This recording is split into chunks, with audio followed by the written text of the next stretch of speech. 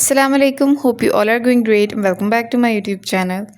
आज के वीडियो में हम लोग बात करेंगे डव के इंटेंस रिपेयर कंडीशनर के बारे में, जो कि इतना कमाल है। मैंने सिर्फ़ और सिर्फ 2 दफ़ा इसको यूज़ किया है और मैं वीडियो बनाना स्टार्ट हो गई हूँ। अगर कोई और प्रोडक्ट मैं यूज़ कर रही होती, उसका मैंने रिव्यू देना होता, तो मैं तकरीबन उसको 10-12 दफ़ा यूज़ करना था, तब जाकर मैंने उसका रिव्यू देना था। लेकिन इसको 2 दफ़ा यूज़ करने के बाद ही मुझे इतने अच्छे रिज़ल्ट्स मिले हैं, इतने अच्छे मेरे मैनेजेबल बाल हो गए हैं, सिल्की स्मूथ। सो 2 दफ़ा यूज़ करने के बाद ही मैं इसका रिव्यू दे रही हूँ।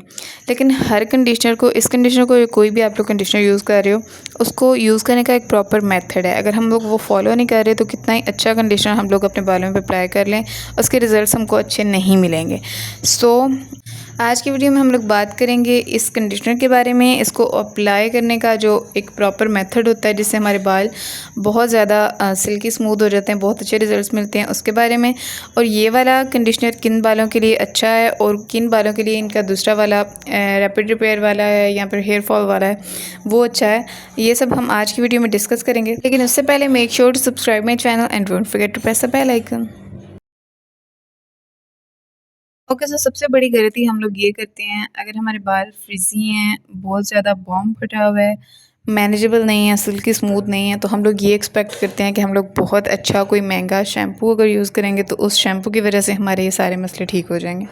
नो डाउट अच्छा शैम्पू भी ज़रूरी है, क्योंकि ये दोनों चीज़ें दोनों साथ साथ काम करके ना अच्छे रिजल्ट्स देते हैं बालों के बारे में। मैं कहती हूँ, अगर आपके बाल लंबे हैं, आपका वॉल्यूम भी बालों में बहुत अच्छा है, लेकिन सिर्फ़ और सिर्फ आपको मसला है फ्रिज़ का, ड्राई है बाल, मैनेजेबल नहीं है, सिल्की नहीं है, स्मूथ नहीं है, तो आपने इन 2 चीज़ों पर ज़रूर इन्वेस्ट करना है। मैंने पर्सनली सिर्फ़ और सिर्फ सनसिल्क का कंडीशनर यूज़ किया हुआ है, उसके मुझे अच्छे रिज़ल्ट नहीं मिले, तो उसके बारे में मैंने वीडियो भी नहीं पोस्ट की। इस डव के कंडीशनर को मैंने पहले भी 1 दफ़ा यूज़ किया हुआ है, उस वक्त भी मुझे इनके बहुत अच्छे रिजल्ट्स मिले थे। इस दफ़ा दोबारा मेरे बाल इतने ड्राई और अजीब से, दोबारा इसको मैंने 2 दफ़ा सिर्फ़ और सिर्फ यूज़ किया और मेरे बाल इतने अच्छे हो गए हैं, बिल्कुल मैनेजेबल, सिल्की स्मूथ, किसी और मतलब सीरम वगैरह की ज़रूरत ही नहीं पड़ रही। और अगर बालों को बिल्कुल ट्रांसफ़ॉर्म करना है 2 मंथ में, तो मैंने एक वीडियो पोस्ट की हुई है जिसमें मैंने प्रॉपर टिप्स बताई हैं इसके बारे में, कि बाल किस तरह से आप लोगों ने कंडीशनर करने हैं, किस तरह से आप लोग ऑयल यूज़ कर सकते हो, मास्क वगैरह यूज़ कर सकते हो, उसमें सारी मैंने डिटेल में बात की हुई है। सो अगर ट्रांसफ़ॉर्म करना है बालों में, दोबारा से रिवाइव करना है बालों को, तो आपने वो वीडियो ज़रूर देखनी है। तो अगर स्मूथ नहीं है बाल, मैनेजेबल करने हैं, सिल्की करने हैं, तो ये वाला या रैपिड रिपेयर दोनों ही बहुत अच्छे हैं इस चीज़ के लिए। लेकिन अगर आपको इसके साथ साथ हेयर फॉल का प्रॉब्लम है, तो इनका हेयर फॉल वाला हेयर रेस्क्यू शायद उसका नाम है, वो आप लोग यूज़ कर सकते हो।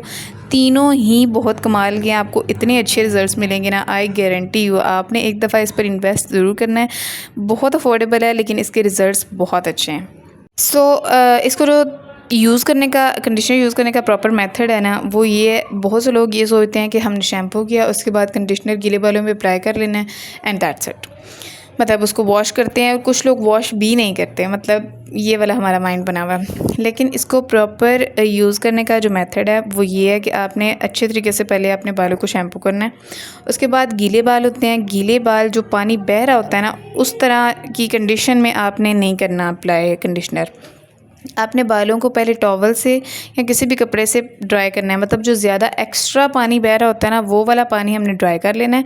बाल गीले ही होंगे, लेकिन इतने गीले नहीं कि पानी बाहर बह रहा है, तो हम जो कंडीशनर वगैरह अप्लाई करेंगे वो भी उसके साथ ही, मतलब बालों को इतना ड्राई कर लेना है कि जो एक्स्ट्रा पानी है वो उस कपड़े में या टॉवल में एब्जॉर्ब हो जाए, और बाल हमारे गीले हों लेकिन इतने ज़्यादा गीले ना हों। तो उसमें हमने अप्लाई करना है कंडीशनर को अच्छे तरीके से। कंडीशनर को वैसे भी आपको ये तो पता ही होगा कि स्कैल्प में नहीं लगाना होता, बालों में, नीचे बालों के या ऊपर स्कैल्प के ऊपर जो बाल होते हैं उसके ऊपर अप्लाई कर लेना होता है।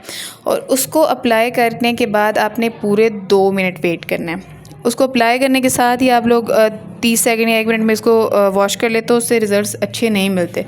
पूरे 2 मिनट आपने उसको अच्छे तरीके से अपने बालों में रहने देना है। उसके बाद आपने उसको वॉश करना है। अगर कोई ऐसा कंडीशनर आप लोग यूज़ कर रहे हो जिसके रिज़ल्ट्स आपको नहीं मिले, तो शायद आपने उसको यूज़ अच्छी तरीके से नहीं किया।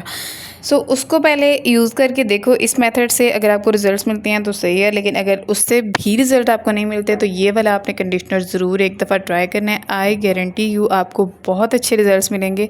बिल्कुल अगर आपने ट्रांसफ़ॉर्म करने हैं ना अपने बाल, मतलब कभी कभी ऐसा होता है ना, हम लोग बहुत अच्छे तरीके से स्टाइल करते हैं, बालों को स्ट्रेट करते हैं, वो करते हैं, कर्ल वगैरह कर लेते हैं, लेकिन उसके बाद भी कोई ना मैनेजेबल बाल नहीं लग रहे होते ना, सिल्की स्मूथ वो लुक आ रही होती है जो हम लोग चाहते होते हैं। तो इन सब चीज़ों के लिए ना एक अच्छा कंडीशनर, एक अच्छा शैम्पू होना हमारे पास बहुत ज़रूरी है।